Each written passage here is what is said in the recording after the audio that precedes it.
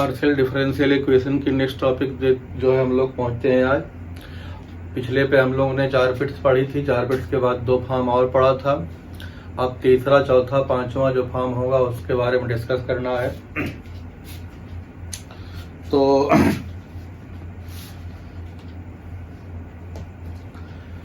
Partial differential equation में कुछ 2-3 term होते हैं, इनको बार बार आता है तो वो भी कंफर्म होना चाहिए।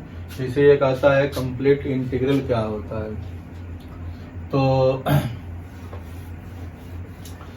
जो कंप्लीट इंटीग्रल के बारे में बात होगी तो हमारे पास जो है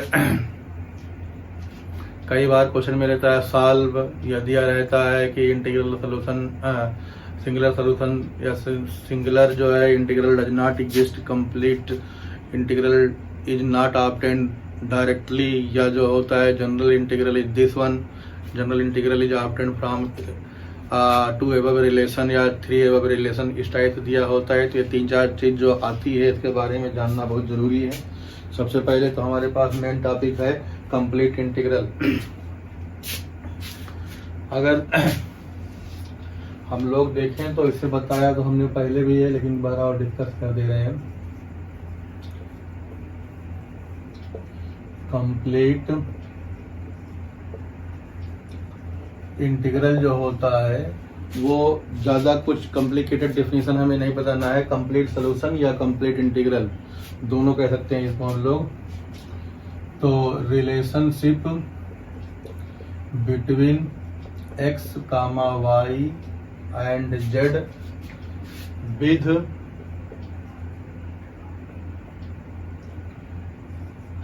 x, y and z with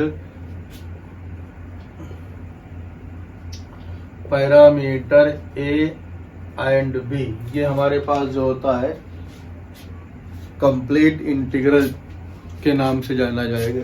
दूसरा हमारे पास होता है सिंगुलर सॉल्यूशन, सिंगुलर इंटीग्रल जो होगा हमारे पास है, सिंगुलर सॉल्यूशन जो होगा एक्स वाई जेड के बीच में जो रिलेशन होता है। तो हमारे पास इसमें होगा relation between x y and z, it is free of parameter a B.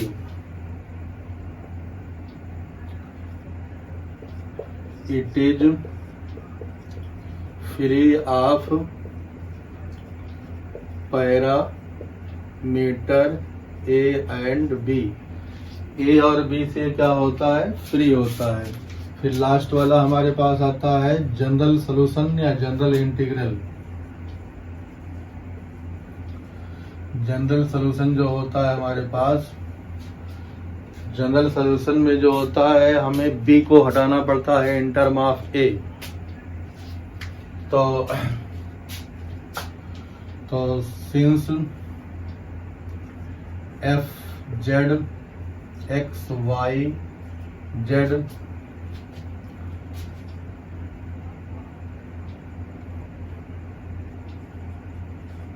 A b, ये हमारे पास एक लाइन होती है, यह इक्वेशन होता है। यहाँ पे हम लोग b की वैल्यू फाई a रखते हैं। तो हमारे पास नई इक्वेशन जो आती है f1 x, y, z, a, phi of a equal to 0 के फॉर्म में आएगी। इसे इक्वेशन नंबर 1 मान लेते हैं। इसे डिफरेंशिएट करेंगे with respect to a partially. तो पार्शली डिफरेंशिएट करने के बाद हमारे पास जो रिजल्ट आएगा, तो मान लिया हमने इसको डिफरेंशिएट कर लिया partially with respect to a, तो हमारे पास हुआ गया f2 x y z और f डैश a और a, इस तरह से कुछ आएगा। तो इक्वल टू 0, इसे इक्वेशन नंबर 2 मान लेंगे। तो फ्रॉम 1 and 2 एलिमिनेट करेंगे किसको, ए को। तो free of A by help of equation 1 2, तो by combining 1 and 2 with free of A, जो मिलेगा वो मिलेगा जनरल इंटीग्रल या जनरल सॉल्यूशन। तो ये 3 टर्म हमारे पास जो है जानने वाले हैं, इनको जो है याद रखना है, उसी हिसाब से क्वेश्चन जो है सॉल्व करना पड़ता है। कंप्लीट इंटीग्रल जो होता है उसमें एक्स वाई जेड और 2 वेरिएबल या पैरामीटर ए बी होता है। सिंगुलर सॉल्यूशन में relation between x y z होता है, और जो होता है जनरल सॉल्यूशन में फ्री ऑफ ए होता है, जहां पे बी की वैल्यू हम लोग फाई ए रख देते हैं।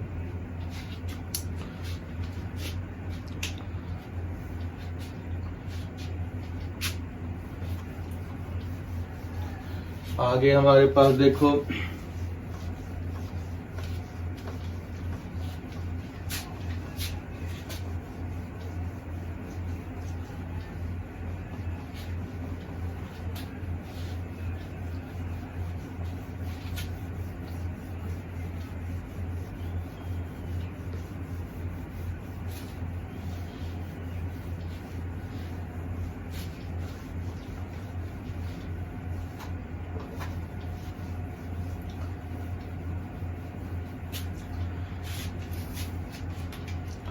वो पार्शियल डिफरेंशियल इक्वेशन जो हमारे पास कुछ स्पेशल टाइप की होती है, उसका सलूशन हम लोग कर रहे हैं।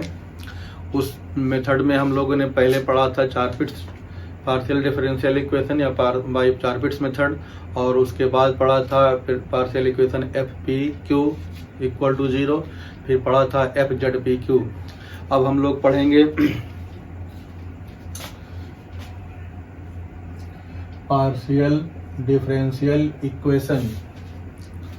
तो पार्शियल डिफरेंशियल इक्वेशन कैसी हो, हमारे पास दी गई हो z equal to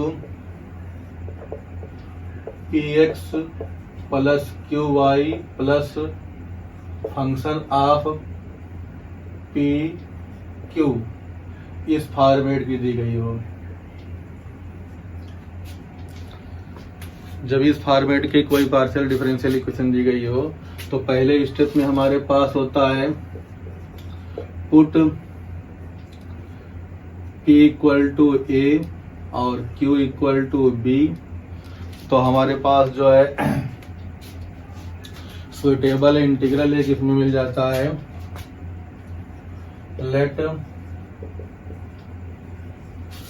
suitable integrand z equal to A x plus B Y plus f of A b. तो इस तरह से हमारे पास ये जो होता है कंप्लीट इंटीग्रल मिल जाता है। इस कंप्लीट इंटीग्रल में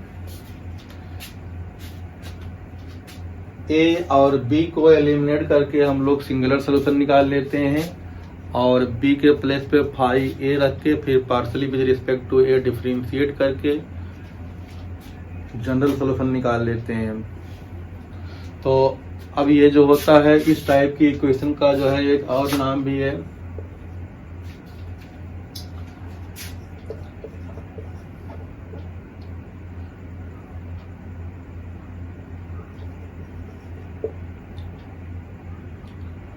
क्लेरॉट्स इक्वेशन। ऐसी इक्वेशन को हम लोग क्लेरॉट्स इक्वेशन के नाम से भी जानते हैं।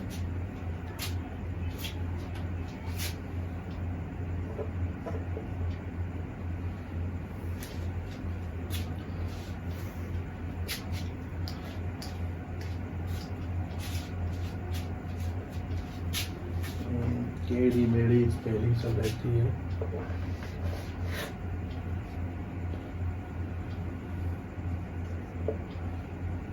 क्लेरार्ड्स इक्वेशन के फॉर्म से भी जाना जाता है। इसको जो है हम लोग सिंपल डिफरेंशियल इक्वेशन में भी क्लेरार्ड्स डिफरेंशियल इक्वेशन पढ़ चुके हैं, जहाँ पी को सी से रिप्लेस करके हम लोग ऑब्टेन कर लेते थे जनरल सोल्यूशन, फिर सिंगुलर सोल्यूशन, फिर जो है कंप्लीट सोल्यूशन निकालते थे। तो उसी तरह से इसको भी यहाँ पे बताया गया है। अब आप क्वेश्चन को कोई करते हैं इसमें।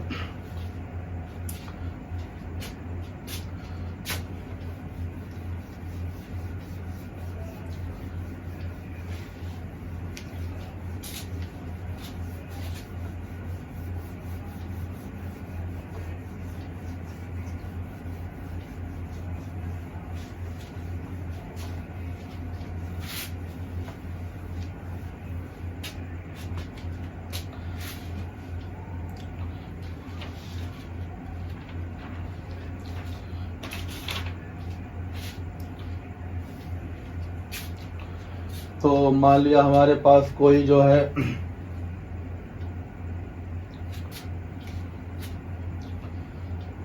इक्वेशन कोई दी गई है, z equal to P x plus Q I plus p Q. तो z equal to P x plus Q Y plus p q, ये कोई जो है पार्शियल डिफरेंशियल इक्वेशन दी गई है, इसे सॉल्व करना है। तो अब जो है शुरुआत हम वहीं से करेंगे किस फॉर्म की है। अगर हमारे पास ये फॉर्म मालूम हो जाए तो हमारे पास आंसर जो होता है जल्दी निकल जाता है। वैसे अदरवाइज जो है हमें लॉन्ग मेथड जो है लगाना पड़ेगा, अप्रोच बड़ी लंबी होगी, आंसर जो है जल्दी निकले या ना निकले कोई जो है गारंटी इसमें नहीं है। तो इसीलिए इसकी कैटेगरी या टाइप जानना बहुत ज़रूरी है। तो ये क्लेरार्ड्स फॉर्म के जो है मैच कर रही है, इसलिए जो है उसी फॉर्मेट से हम लोग जल्दी से इसका पहले सिंगुलर सोल्यूशन निकाल लेंगे, फिर जनरल सोल्यूशन निकालेंगे। तो सबसे पहले है put P equal to A और Q इक्वल टू B। जैसे P और Q की वैल्यू हम लोग रखेंगे तो हमारे पास क्या मिल जाएगा, Z equal to AX plus BY plus AB। अब ये हमारे पास जो है एक दी गई पार्शियल डिफरेंशियल इक्वेशन का सुटेबल इंटीग्रेंड हो गया है,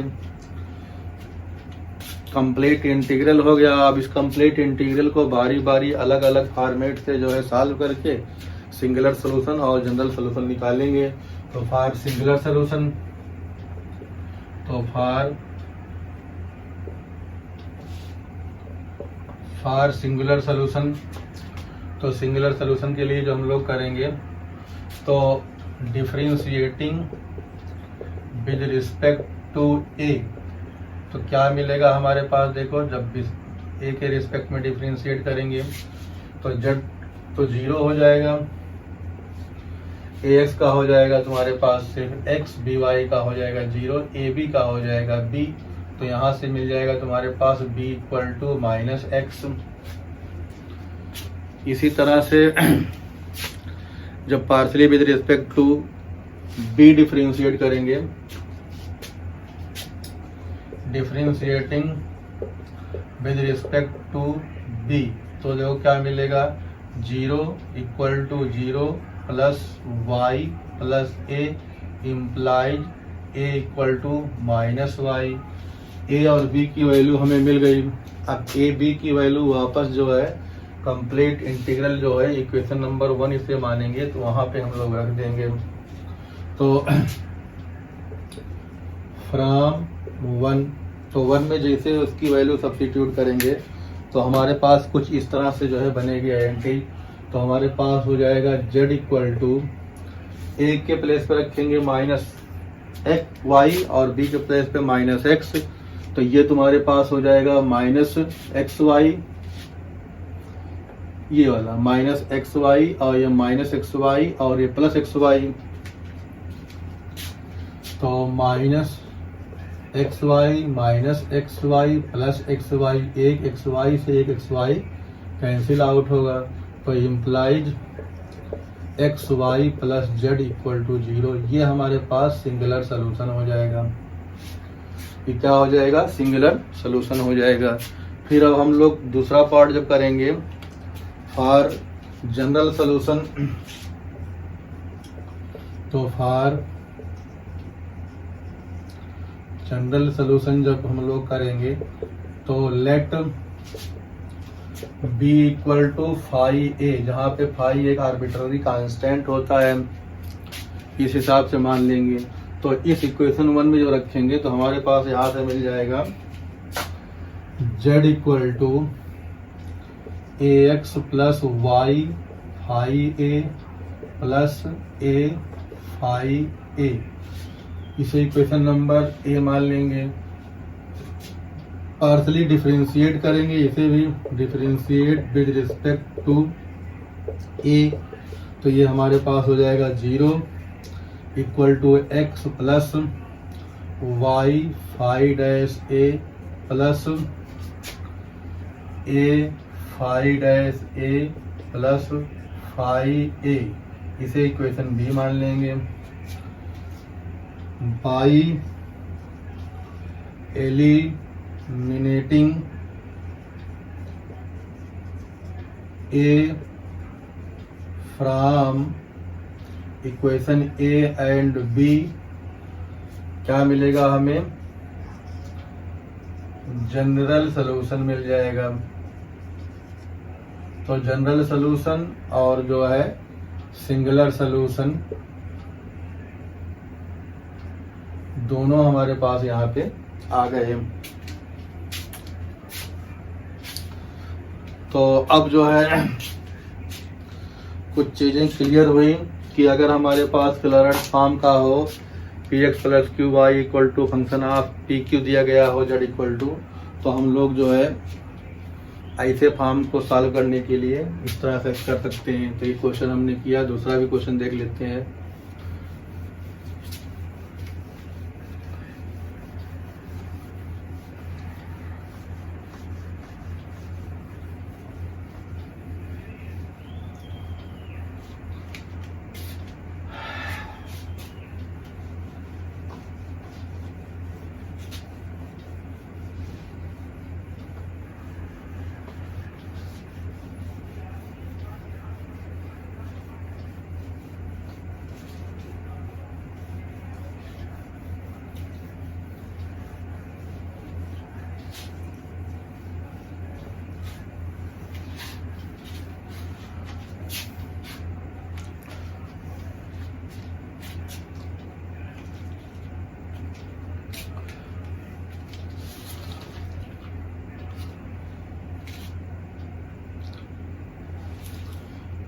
z equal to P x plus Q y,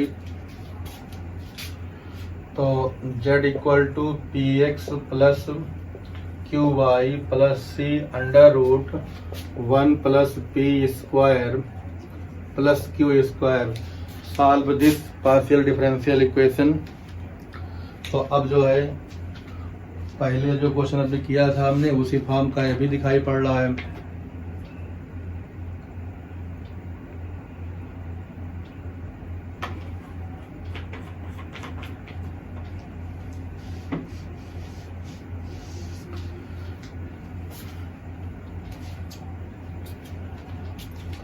तो सिंगुलर सॉल्यूशन या पहले सुटेबल इंटीग्रेंट मान लेंगे।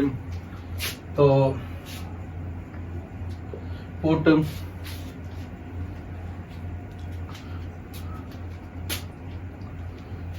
P इक्वल टू ए और Q equal to b. P equal to हमने A और Q equal to b put कर लिया, तो हमारे पास Z इक्वल टू मिल जाएगा a x plus B Y plus c under root 1 plus a square plus b square.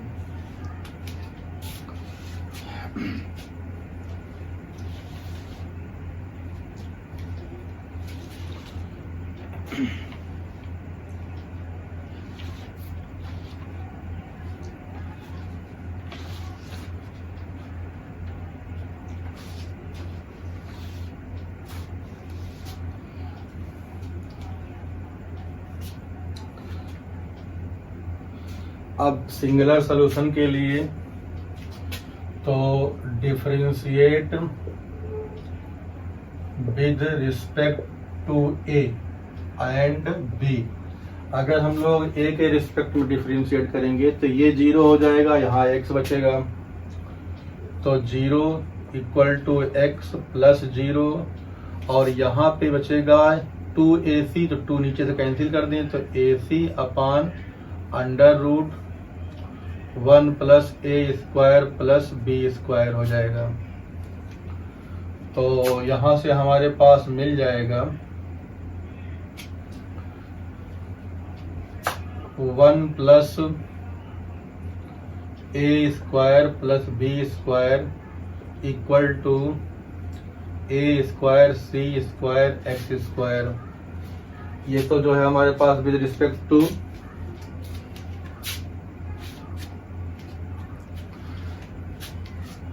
a किया तो मिला, इसी तरह से विद रिस्पेक्ट टू b करेंगे, also 1 plus a square plus b square equal to मिल जाएगा b square c square y square.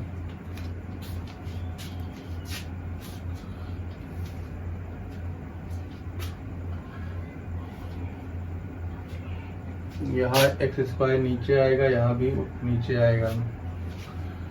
तो हमारे पास जो है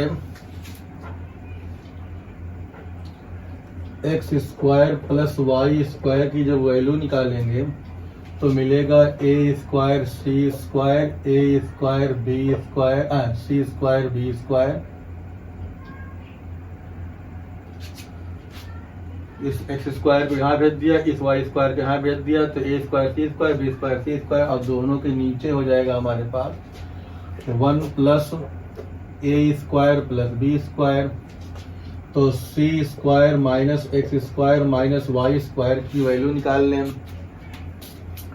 कुछ अपने आप जो होता है हमें इसमें आइडेंटिटीज रखनी पड़ती है और जो है कुछ दिखाई पड़ता है, तो जो रखना पड़ता है यह प्रैक्टिस से आएगा कि हमें आंसर किस फॉर्म में लाना है।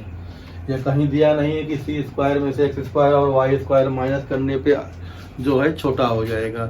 इसे प्रैक्टिस करते करते करोगे तभी होगा। कुछ क्वेश्चन में इसी तरह से ट्रिक होता है जो यहाँ पे करने के टाइम भी बताया जा सकता है, लिखा कॉपी में नहीं जा सकता, नहीं कल कहीं मिलेगा लिखा हुआ कि ये करना है, ऐसे कर पाएंगे।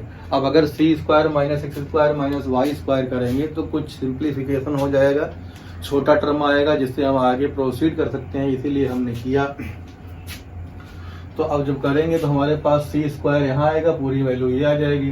तो एलसीएम जो लेंगे सी स्क्वायर के साथ 1 plus a square plus b square minus a square c square minus b square c square. नीचे हमारे पास हो जाएगा 1 plus a square plus b square, a c square b a c square और b c square cancel out हो जाएगा, खाली ऊपर सी स्क्वायर बचेगा।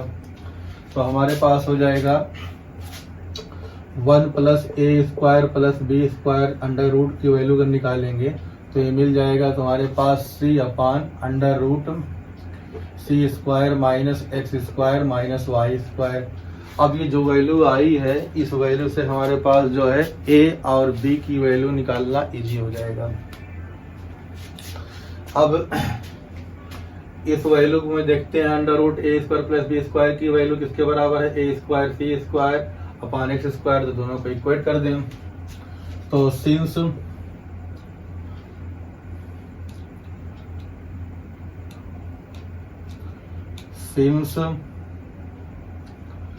ए सी इक्वल टू हो जाएगा x under root 1 plus a square plus b square. तो a ऐसे रहा, सी ऐसे रहा। अब इसकी वैल्यू रखेंगे तो सी अपान तो x c upon under root c square minus x square minus y square. C से सी कैंसिल कर देंगे तो हमारे पास जो है ए की वैल्यू कितनी मिल जाएगी। तो ऑन सॉल्विंग थोड़ा क्वेश्चन बड़ा हो रहा है, तो यहाँ से हमारे पास ए की जो वैल्यू आएगी वो आ जाएगी x upon under root c square minus x square minus y square. इसी तरह जब दूसरे से यहाँ से करेंगे तो हमारे पास वहां से मिल जाएगा BC इक्वल टू वाई, और इसकी अंडर रूट की वैल्यू डालेंगे तो यहाँ पे C upon under root C square minus x square minus y square, फिर C से C कैंसिल हो जाएगा, फिर B की वैल्यू जो मिल जाएगी हमारे पास वो हो जाएगी y whole upon under root C square minus x square minus y square. तो A और B की वैल्यू हम लोग एक्स वाई में ले आए, यही हमें चाहिए था। C जो है कोई कांस्टेंट है, वो पैरामीटर ए बी से फ्री है। तो यहाँ तक करने के बाद अब जो है हम लोग जनरल सोल्यूशन सिंगुलर सोल्यूशन के लिए जो है इस इक्वेशन में वैल्यू रख सकते हैं। तो ये इक्वेशन तुम्हारे पास कौन सी है, कंप्लीट सुटेबल इंटीग्रेंड जो होता है उसमें वैल्यू रखेंगे। तो अब जो है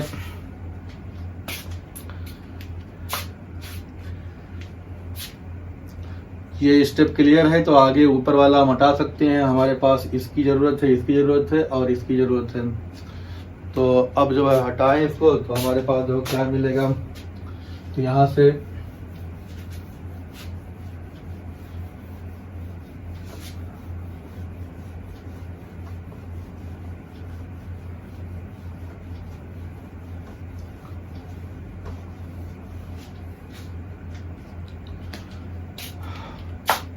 अब फॉर सिंगुलर सॉल्यूशन, तो for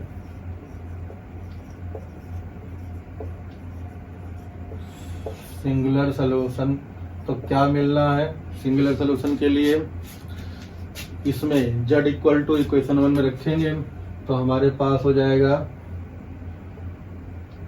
z equal to ax, x square हो जाएगा upon under root C square minus x square. फिर यहाँ से हमारे पास क्या हो जाएगा,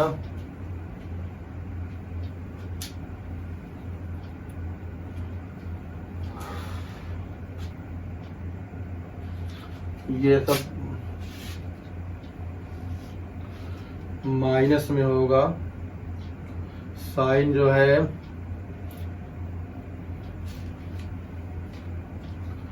ये सब माइनस में होगा, क्योंकि यहाँ से जब निकलता है स्क्वायर करके ये पाते हैं पहले माइनस में रहता है।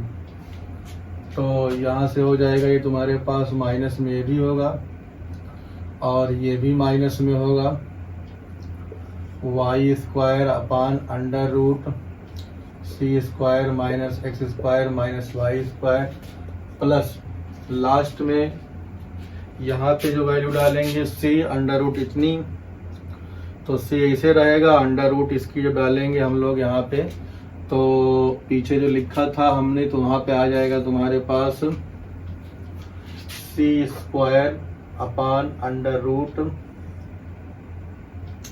C square minus x square minus y square.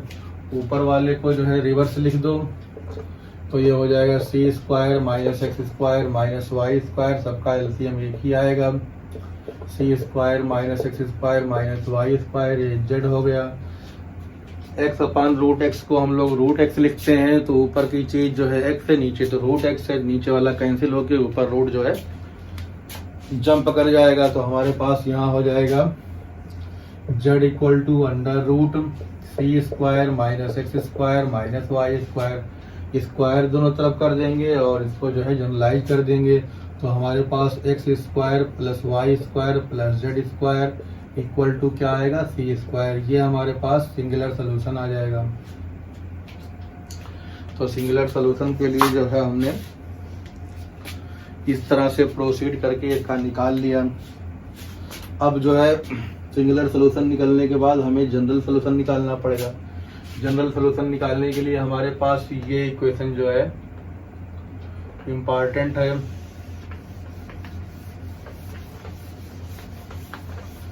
तो यहाँ से हमारे पास जो है तो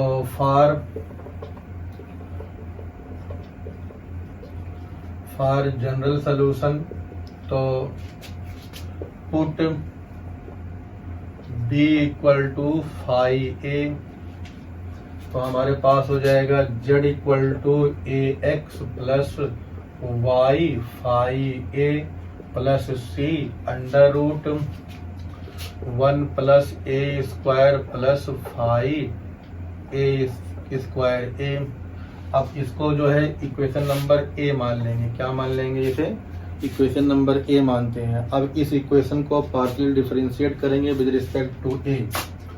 तो differentiating with respect to a तो क्या मिलेगा? 0 equal to x plus y five dash a plus, तो यहाँ से हमारे पास सी होगा और यहाँ मिलेगा ए, यहाँ मिलेगा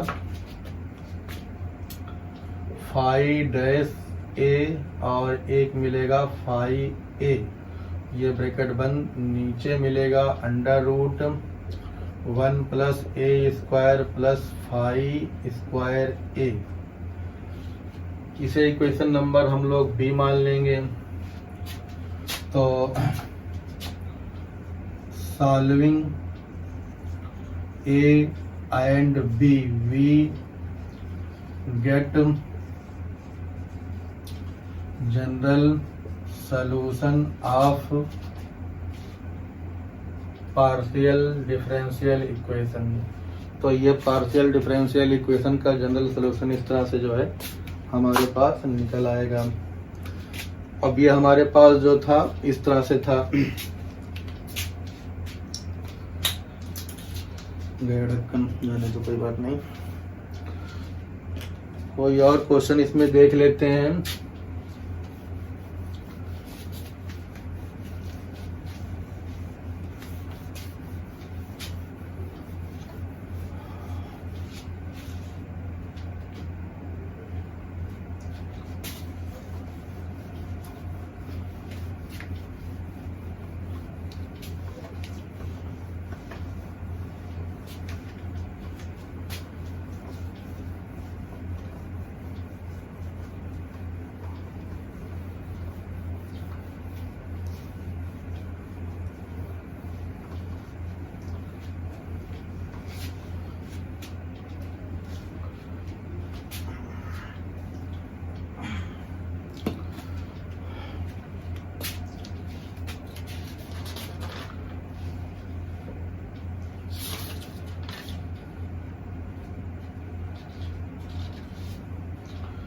Z equal to P x plus Q I plus log A P Q.